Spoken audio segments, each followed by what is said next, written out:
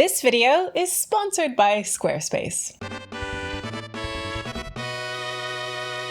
Hello Internet, Taliesin here. Today we are talking World of Warcraft, the War Within. And specifically, we are talking not the opening launch patch of the War Within. So, not the Isle of Dorn, or Hallowfall, or Spider Town, or the other one. Not the opening Nerub Palace raid. No, today we are talking patches 11.1 and 11.2, where they will be set, and what story they will tell, and what the raids will be. And this isn't some random speculation video, okay? This is all based on incredibly spoilery data mining that appears to have given us explicit reveals about these two patches, which we can then apply very educated speculation to on top. Like, you know when Dragonflight came out and shortly afterwards the whole underground zone thing was accidentally leaked because some dev forgot to change the name of the file before it went out in the data, even though the file specifically told them to change the name before putting it out into the data?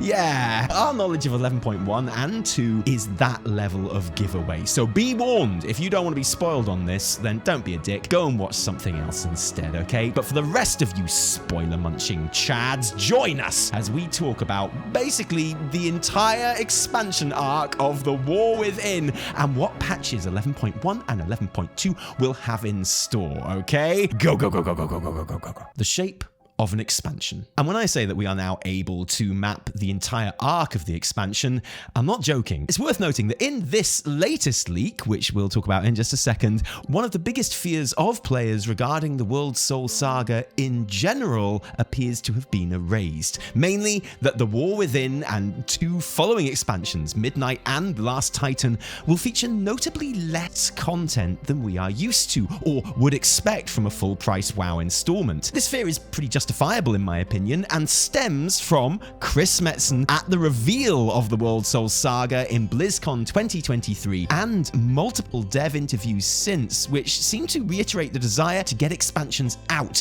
at a faster pace. And to be fair, this is not a new promise from Blizz. We got similar mission statements around the time of Warlords of Draenor and Legion, where Blizz was like, ooh, an expansion a year, that would be good, wouldn't it? It never happened because reasons, but this time, it seems likely Metzen was for real though. Shadowlands was already a full major patch lighter on content than BFA or Legion before it, capping out at 9.25 and just 3 raids, skipping the equivalent of Battle for Azeroth's Nyalotha patch and Legion's Argus installment. At the time, both Ian Hazakostis and Steve Danusa told us this was completely intended, that the Shadowlands story was always conceived to be told with that exact structure and rollout, and they hadn't skipped anything in that sense, and basically no one believed them, myself least of all. What with the World Plague situation at the time, the fact that 9.1 took 8 months to arrive, the longest wait for a first major patch in World of Warcraft expansion history, by the way, and when it did arrive, it was like, there's more. The fact that the Anduin fight in Sepulchre of the First Ones had all the hallmarks of a final boss battle in a raid that had probably been cut, and the fact that Season 4 was the Awakened season. No new raid, just a remixed best of victory lap, or just a lap, really, through pre-existing content. Most of us were convinced that Shadowlands' 2 major patch, 3 raid structure was just a temporary blip, and that we'd been going back to normal in Dragonflight. And then Dragonflight happened, and no, it was exactly the same. 2 additional major patches, 3 raids, and an Awakened season. Now, in fairness, Dragonflight did a much better job with it, partly through its much healthier patch cadence, and the fact that there were 2 so-called minor patches in between each major patch rather than Shadowlands' 1. Dragonflight's content rollout was exemplary and something we all hope War Within will replicate. But will the faster releasing of expansions in the World Soul Saga upset that nice balance? Would we be seeing the War Within only hit 1 major patch and 2 raids before handing over to Midnight? Would we be getting way less for our money? And also, what has all this got to do with the title of the video? Well, it looks like no, because we now have references in the files to 2 new raids, which suggests there will be an 11.1 and 11.2. This new data certainly seems to confirm that if Blizz really are planning to get these expansions out quicker than the usual 2-year-ish window, they'll do it by cutting Season 4, the Awakened Season, the Old Content Season, the Victory Lap Season. Dragonflight Season 4 launched on the 23rd of April this year and will have been active for 3 months by the time the War Within pre-patch hits, giving Dragonflight a total runtime of 20 months. Already a pretty fast expansion. If War Within follows exactly the same structure as Dragonflight, has exactly the same amount of new content and story and raids and patch zones, but just cut Season 4, it would run at 17 months. I strongly suspect Blizz will probably be aiming for it to last 18 months, which means Midnight would launch in February 2026. Sounds good to me. I know what you're thinking. You're thinking, Tally, that is a lot of very specific future detail you've just drawn from 2 file names you haven't even revealed yet. And you're right, it is. But I think it will largely prove to be accurate detail. And also, yeah, okay, it is now time to talk about those 2 file names and what they mean for the entire expansion arc of the War Within. 11.1. This entire video is based on 2 file names that apparently reveal the names of 2 raids. They could prove to be the other way around from how we're covering them in this video. That could absolutely be the case, but in reality, it's actually kind of easy to know which goes where. The file we are presenting as being from 11.1 was not only data mined much earlier than the much newer 11.2 raid, but also just feels like an earlier patch, as I think you'll agree. As is so often the case, it initially came from one icon name, inv_offhand_1h_goblin raid_d_01. The important part here obviously being Goblin Raid.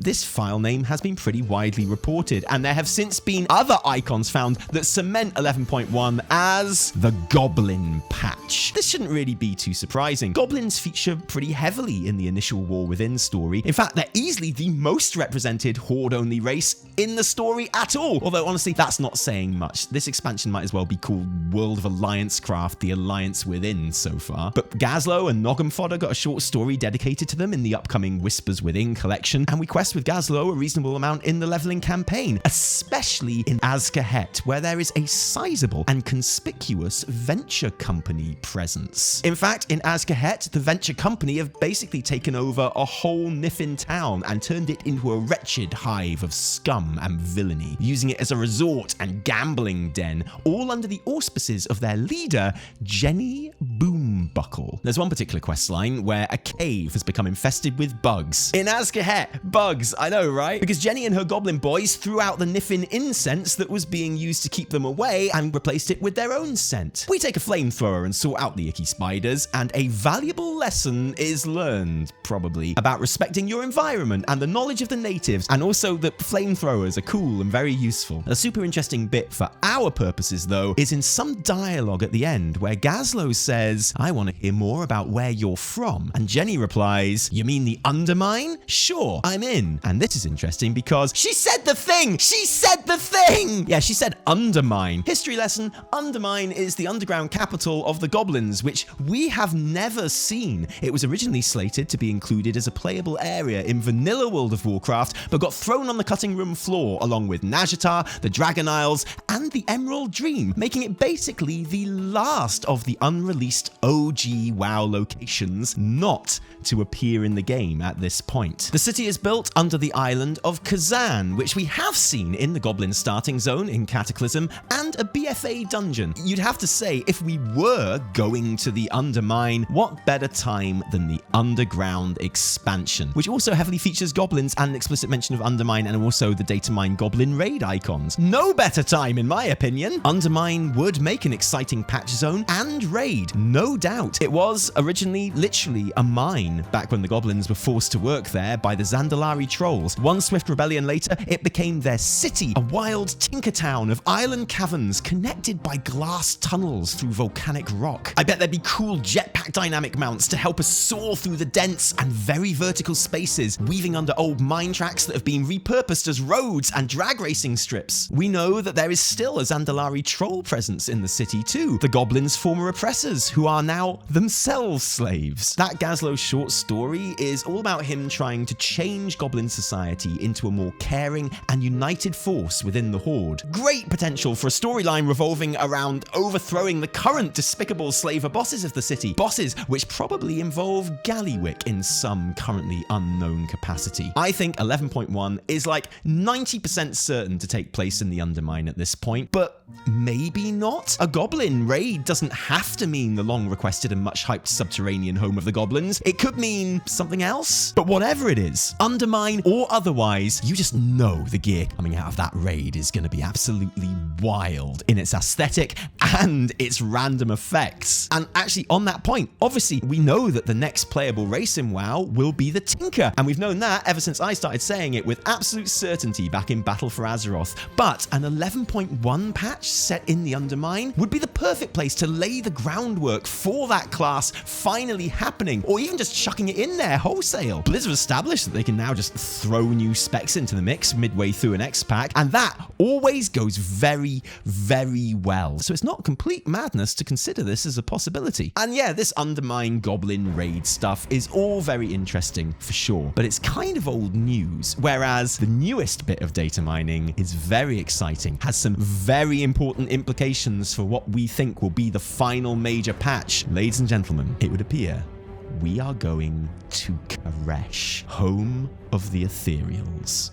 Hey buds, long time no see. Now, you know I love a good bit of Squarespace, who are sponsoring today's video, of course. I love the big blockbuster features, the templates, the integrations, but I also love all their nifty, dinkier, but equally powerful features that you might not know so much about, especially the ones that make us seem totally cool and absolutely with it, which we absolutely 100% are. And because I'm so big on the gram right now, I love the bio site builder, which you can find right here under the marketing tab. One link in bio, everything in one place. Just claim your free name and what? Taken? Oh right, we already have one. Ha! I knew that. Like everything else Squarespace flavored, it's super easy to edit and configure, from name to description and handle. And like the website editor, I love how you can change up your whole design aesthetic. Keep it minimal or more creative. Oh, that's fun. Very wibbly, very staticky, and that's just super in your face. Cool. Of course, you can edit all of your links out, integrate feeds, even tips, music, or an actual Twitch feed. But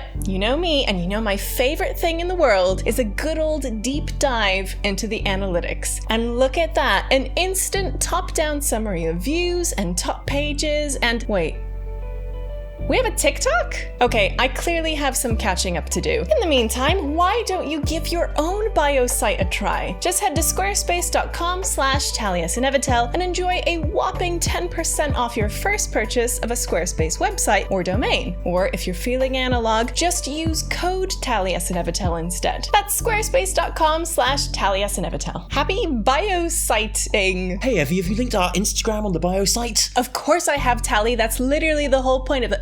Oh, I'll be right back.